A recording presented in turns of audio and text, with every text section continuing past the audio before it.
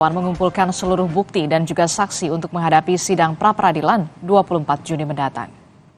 Saat ini tim kuasa hukum Peggy tengah mengumpulkan bukti dan juga saksi-saksi yang akan menguatkan Peggy Setiawan bukanlah pelaku pembunuhan Vina dan Eki. Tim kuasa hukum meminta agar proses persidangan pra-peradilan dipimpin oleh hakim yang objektif.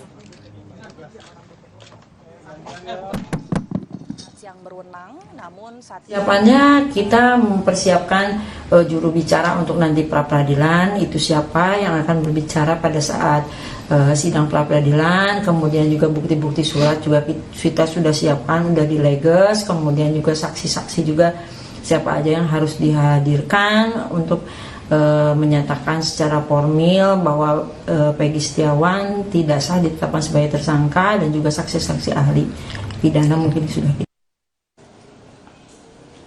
Pengadilan Negeri Bandung telah menerima pengajuan pra-peradilan penetapan tersangka Peggy Setiawan di kasus pembunuhan Vina dan Eki. Sidang akan digelar secara terbuka dan berlangsung selama 7 hari.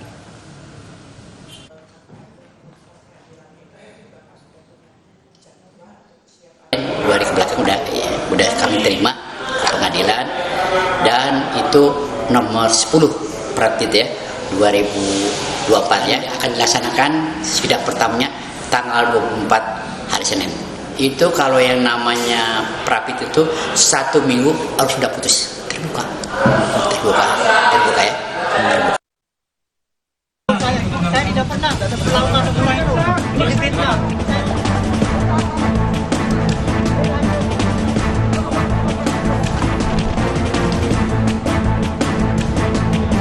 Polda Jawa Barat memastikan akan merampungkan berkas perkara kasus pembunuhan Vina dan Eki ke Kejaksaan Tinggi Jawa Barat pada pekan depan. Saat ini, penyidik di Treskrimum masih memeriksa sejumlah saksi dan tersangka Peggy. Untuk melengkapi penyidikan, polisi juga telah melakukan tes psikologi forensik terhadap Peggy Setiawan. Ini penyidik sedang mempersiapkan untuk penyerahan berkas perkara ke jaksa penuntut umum. Jadi ke pihak kejaksaan. Mari kita tunggu bersama-sama hasilnya seperti apa. Ya. Tapi kalau untuk pemeriksaan Pak Ibtu Rudiana ini akan ada pemeriksaan lagi? Sudah dilakukan dan mungkin akan terus dilakukan, itu akan berlanjut. Tapi saat ini penyidik fokus pada penyerahan berkas yang akan segera mungkin kami upayakan untuk diserahkan ke pihak kejaksaan. Polda Jawa Barat juga menyiapkan tim untuk menghadapi gugatan pra-peradilan dari kuasa hukum Peggy yang sidangnya dijadwalkan dimulai 24 Juni mendatang. Sementara itu, kuasa hukum Peggy juga mendatangi kantor Komisi Yudisial. Mereka meminta Komisi Yudisial mengawasi sidang pra-peradilan Peggy agar berjalan adil.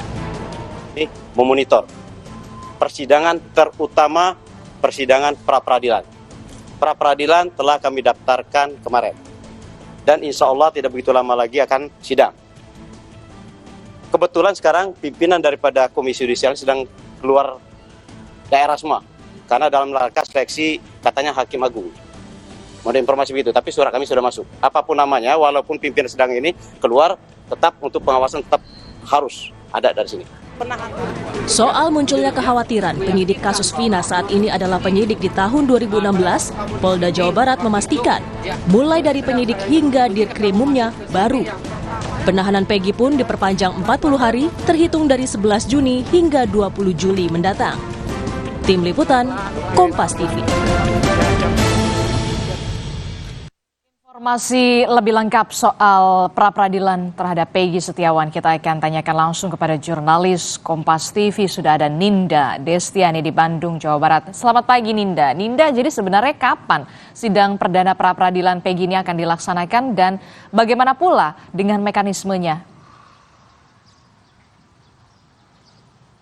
Iya, selamat pagi Adisti dan juga saudara. Terkait sidang pra-peradilan untuk tersangka Peggy Setiawan, ini memang disampaikan oleh pihak ataupun tim kuasa hukum Peggy Setiawan bahwa sidang tersebut ini akan digelar secara perdana pada tanggal 24 Juni mendatang, di mana untuk menghadapi sidang pra-peradilan tersebut pihak dari tim kuasa hukum Peggy Setiawan ini tentu telah mempersiapkan sejumlah alat bukti dan juga beberapa orang saksi untuk kemudian dapat meringankan atau membebaskan kliennya Peggy Setiawan yang ditetapkan sebagai tersangka atau justru menjadi otak di balik pembunuhan Vina dan Eki di Cirebon 2016 silam, Adisti dan juga saudara.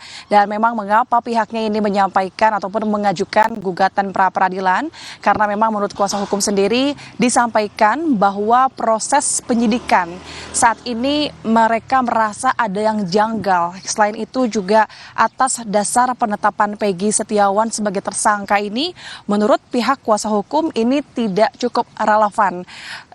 Kemudian selain itu saksi yang saat ini tengah dikumpulkan oleh pihak kuasa hukum maupun sejumlah alat bukti memang ini sudah disiapkan. Untuk saksi tersebut ini adalah teman-teman Peggy yang kemudian juga mereka merupakan buruh bangunan, kemudian juga ada bos dari proyek tempat Peggy bekerja di Kabupaten Bandung, lalu juga ada slip upah Peggy yang dibawa oleh tim kuasa hukum dari pihak ayah Peggy, lalu juga ada jejak digital Peggy. Tentu saksi dan alat bukti ini berkaitan dengan keberadaan Peggy Setiawan yang disebutkan oleh pihak kuasa hukum bahwa dirinya itu pada saat kejadian malam hari itu tengah berada di Kabupaten Bandung, bukan berada di tempat kejadian di Cirebon, Jawa Barat.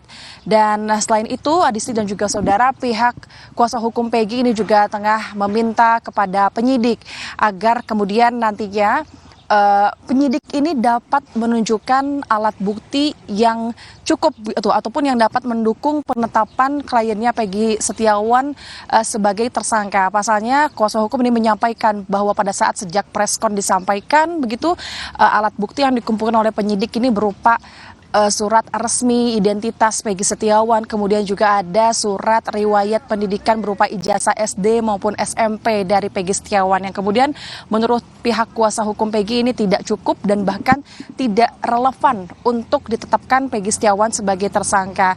Dan sedangkan untuk dari pihak kuasa hukum sendiri telah mengumpulkan sejumlah alat bukti yakni berupa jejak digital dari Peggy Setiawan dan juga pernyataan-pernyataan dari para saksi yang kemudian nantinya akan disampaikan pada saat sidang pra peradilan berlangsung, Adisti dan juga saudara. Dan selain itu di sisi lain dari pihak Polda Jawa Barat sendiri untuk kemudian menyiapkan ataupun menghadapi proses sidang pra peradilan ini, Polda Jawa Barat ini telah menyiapkan tim hukum dari bidang hukum Polda Jawa Barat. Tentu ini juga untuk menghadapi gugatan pra peradilan dari Peggy Setiawan maupun dari kuasa hukum itu sendiri.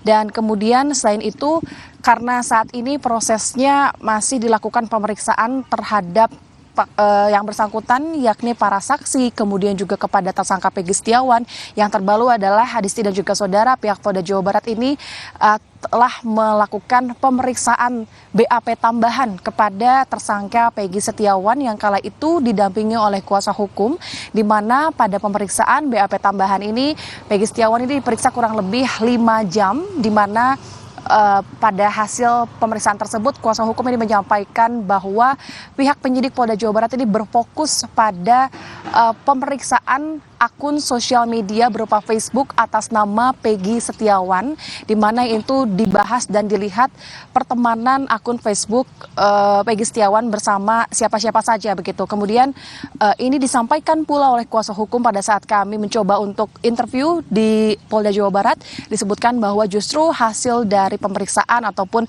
pembahasan soal pertemanan di akun Facebook Peggy Setiawan ini masih tidak relevan dengan apa yang dimaksud penyidik menurut dari kuasa hukum Peggy Setiawan. Namun terkait pra peradilan, balik lagi Adisti dan juga saudara, bahwa pra peradilan ini akan dilaksanakan pada tanggal 24 Juni mendatang di Pengadilan Negeri Bandung, karena memang dari PN Bandung sendiri juga telah menerima surat pengajuan pra peradilan Peggy Setiawan dan dari PN sendiri telah ditunjuk hakim tunggal serta sidang pra-peradilan ini akan dilakukan secara terbuka selama 7 hari nanti. Dan menurutnya dari pihak Polda Jawa Barat ini menyampaikan bahwa di dalam sidang pra-peradilan nanti Peggy Setiawan ini akan didampingi oleh 22 orang kuasa hukum. Hal itu pun sudah tertera dalam surat kuasa. Adisti. Oke, jadi Peggy Setiawan akan didampingi oleh 22 kuasa hukum dalam sidang pra-peradilan yang akan digelar pada tanggal 24 Juni mendatang di Pengadilan Negeri Bandung, Jawa Barat. Terima kasih informasinya, jurnalis Kompas TV Ninda Destiani melaporkan langsung dari Polda Jawa Barat.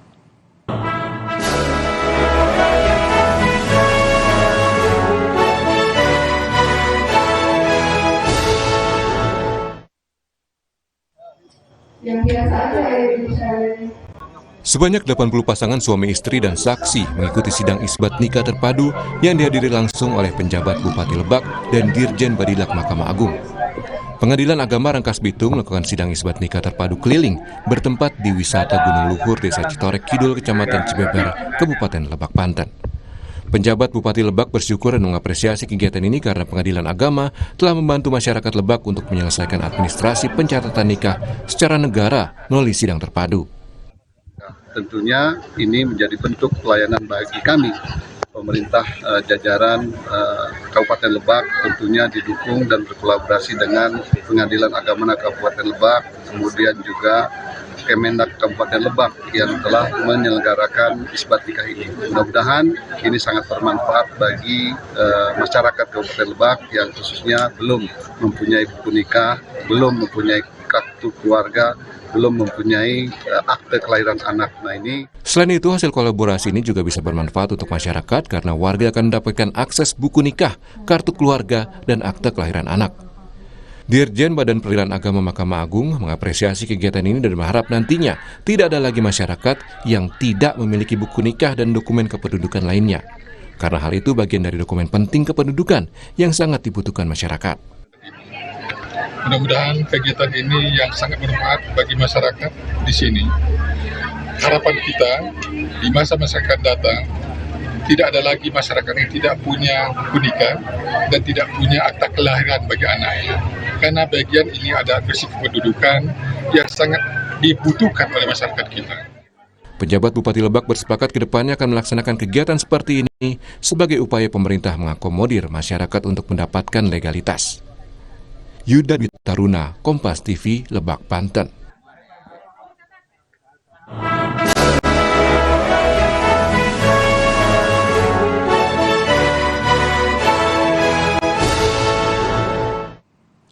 Saudara, sejumlah tokoh yang pernah memimpin kabupaten kota di Jawa Barat